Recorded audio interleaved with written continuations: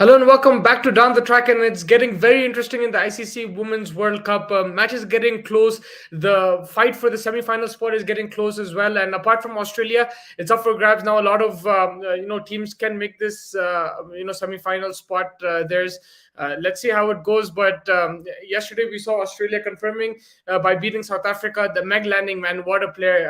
Captain of Australia, under pressure, while chasing, brilliant, fantastic innings by her, batting really well. The cut, the pull, whichever shot you want her to play, she will play, and very mature batsman and very skillful. Whether it's chasing or setting her target, she knows exactly how to go about things. And it's been over the last 6-7 years I've been watching her, and she's been unbelievable with the bat.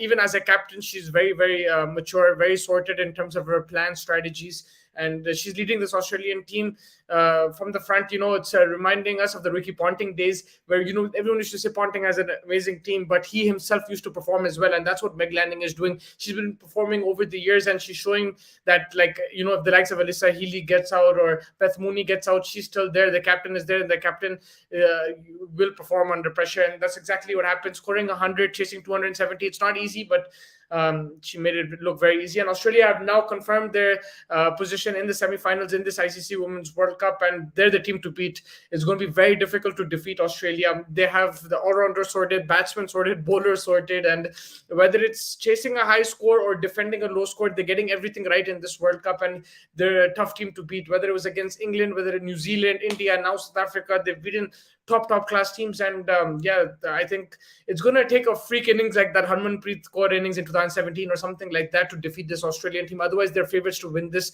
tournament. Thorough professionals.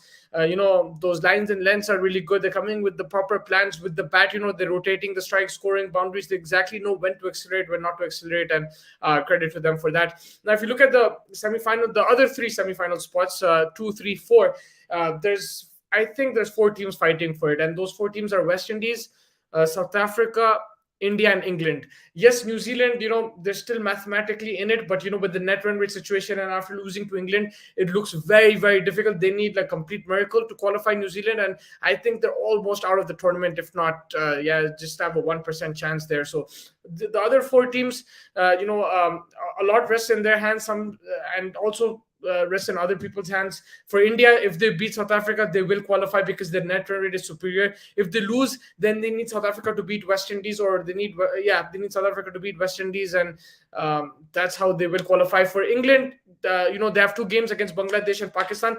They win by good margin, they will qualify because their net run rate has been good now after the early losses. They've really come back.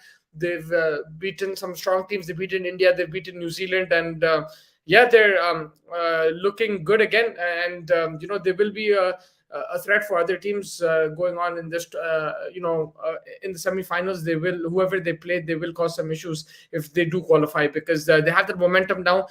They've already experienced failure. They won't have that fear now, and I think they're getting into that rhythm. There's also performances haven't been that smooth. You saw against New Zealand, they almost collapsed there, so they will have to really. Pick themselves up in these kind of situations and really plan a bit better and execute. I think execution needs to be good from England. They need to, once they have that partnership going, they can't throw away wickets with the ball. They need to hit those lengths. They need to take their catches. So plenty to play for England. They're still alive in this tournament. And from South Africa's point of view, I think for them it's the easiest out of all the teams, because they've only lost 1 game so far, and if they lose 2 more, they can still get through with net run rate. But they will want to win at least 1 game. Whether it's beating India or West Indies, they will want to win a game there, South Africa, and secure qualification. And they've been the second best team in the tournament. Shabnam Ismail has been really good. The opening batsman has been really good. Captain has been leading from the front, especially with the bat. In the field, she looks like she's a bit shy, but she's getting her tactics correct. I think whether it's fast bowling, or batting. South Africa looking strong. I think it's just the middle overs spin department has been a bit of an issue. Marzen Cap, I think she's been one of the best players in this tournament as an all-rounder. Yes, she's more of a bowler. She's predominantly a bowler, but she's been contributing with the bat. We saw against Australia yesterday, scoring quick fire 30, even in previous matches, scoring those 30 40s to finish off innings for South Africa. Even under the chase when they played against England, I think she led that chase and got South Africa back into the game, and eventually they won that match. So Marzen Cap has had an outstanding tournament so far, and hats off to her. She's been one of the players to watch out for, and she will play a big role in the coming matches for South Africa. And if they want to win this tournament, much will rely on her and Shabnam Ismail for sure. So that's it for South Africa. For West Indies, they will have to win one of their games. It's not going to be easy, but they will want to remember those early matches, where they played England and New Zealand, tough opposition, and they defeated them. I think the loss against Pakistan will really hurt them. That if they won that, it would have been much easier for them to qualify, and that really will dent their confidence with the West Indies, because if they won that game, I think even India would be in trouble. Even England would be in trouble in terms of qualifying. So I think they've really missed out a trick there. And yeah, Pakistan outplayed them, but they'll be very disappointed with that, especially beating such strong teams. And then Pakistan haven't won a game in this tournament until that game. So West Indies would be really upset with that performance, and they'll strive to do better. Even against Bangladesh, they struggled. So West Indies have been very hot and cold team, just like their men's team, very unpredictable, beating the strong teams, losing to the weaker teams.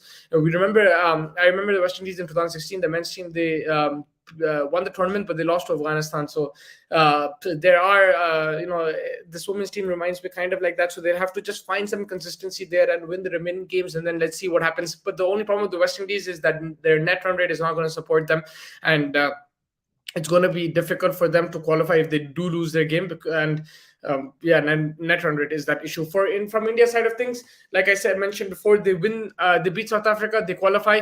They lose to South Africa, then you have to look at the other permutations, but they can still qualify on net run rate, because their net run rate is far superior to the likes of West Indies and even England, and that will help India qualify for the semifinals. India, again, it's been a topsy-turvy tournament for them. They lost to some really good teams in Australia, New Zealand, England, but I think that New Zealand England game, even the Australia game, they had chances. England, they misread the pitch. They got out for 130, but that was like a 200 pitch. So if they got close to 180, England would have struggled to chase that down. So they'd be kicking themselves a bit, India, in that match. Against New Zealand as well, it wasn't the greatest of performances with the bat. They'll be upset with the way they batted, especially under pressure, under lights. And against Australia, they had a very good score on the board, but it was just not enough on such a good track. They still took it to the last over. So, maybe in 10-15 runs short, batting could have been slightly a bit better, or bowling should have been better, bowling and fielding. So they've given competition to the tough teams as well, and they've beaten the sides which are a bit weaker, with the likes of Bangladesh, Pakistan. I wouldn't say West Indies is as weak, but they've beaten them as well. They've been clinical against them. Now it's playing against South Africa. South Africa is on India's level, and they will cause some problems. South Africa has been the second best team in this tournament. They've beaten all the other teams apart from Australia. Even against Australia, they put on a good score. So, South Africa is not going to be an easy game, India versus South Africa. And the winner will deserve a semi-final spot, and they will get a semi-final spot. So that's the all-important game as well.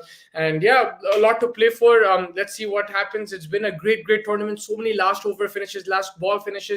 There's been twists and turns in this tournament, and it's really lived up to the hype. To be very honest with you, this ICC Women's World Cup, and hopefully we get to see a thriller semi-finals and finals. But until we get there, we want to see a really good qualification as well. So last few games, let's enjoy it. Today was a break, but we have matches from tomorrow, and it's going to be fun. It's going to be a lot of fun. So make sure you stay tuned for the latest updates on down the track. And thank you so much for joining me.